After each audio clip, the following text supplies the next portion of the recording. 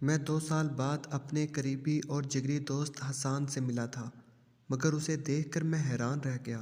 وہ اتنا خوبصورت نوجوان آج ہڈیوں کا ڈھانچہ لگ رہا تھا۔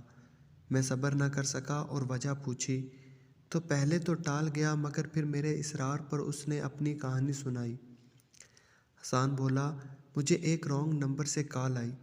مجھے اس لڑکی کی آواز بہت پیاری لگی اور میں اس سے بات کرنے لگا، اور آہستہ آہستہ ہماری دوستی ہوئی اور پھر محبت میں تبدیل ہو گئی۔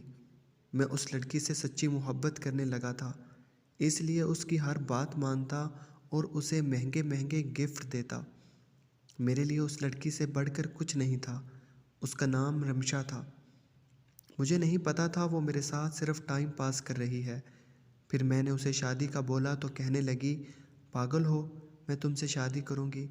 2 دن ہنس کے بات کیا کر لی، تم تو گلے ہی پڑ گئے ہو۔ میں نے اس کی بے شمار منتیں کی، مگر اس نے میری ایک نہ سنی اور ہمارا بریک اپ ہو گیا۔ رمشا نے مجھے اپنا ایڈریس نہیں دیا تھا، اس لیے میں نہیں جانتا تھا کہ وہ کہاں رہتی ہے۔ اس نے میرا نمبر بلاک کر دیا۔ پھر میں نے جس نمبر سے بھی کال کی، اس نے ہر وہ نمبر بلاک کرتی گئی۔ پھر میں ہمت ہار گیا، اور محبت میں چوٹ کھانے کے بعد جینا اتنا آسان نہیں ہوتا۔ ہر پل اپنے محبوب کی باتیں اور اس کی یادیں پیچھا نہیں چھوڑتی، اور میرے ساتھ میرے گھر میں، میرے کمرے میں، میری چھت پہ، میرے ڈیرے پہ، میری زمینوں پہ، ہر جگہ میں جہاں جہاں بیٹھ کر میں اس سے باتیں کرتا تھا، ہر وہ جگہ میرے لیے عذاب بن جاتی ہے۔ میں بھی اسے بھولنا چاہتا ہوں، مگر کچھ چیزیں انسان کے بس میں نہیں ہوتی۔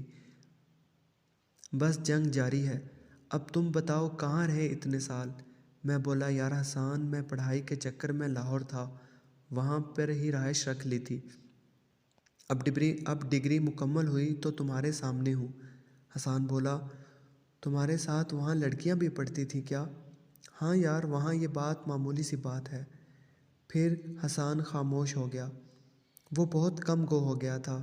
وہ حسان جس کے پاس بیٹھنے والا 10 منٹ بعد پیٹ میں درد کی شکایت کرتا تھا، اتنا ہنساتا تھا حسان اپنے دوستوں کو، اور آج کیسے بے جان سا انسان بنا بیٹھا تھا۔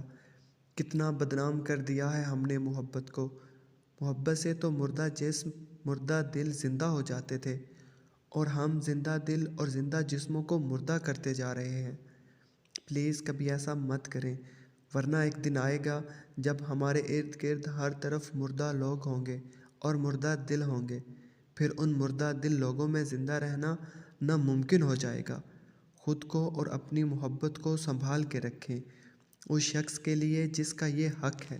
میرا یقین کریں، قدرت نے ہر انسان کے نصیب میں سچی محبت لکھی ہے، وہ اسے مل کر رہے گی۔ ویڈیو پسند آنے کی صورت میں چینل سبسکرائب کر دیں۔ شکریہ۔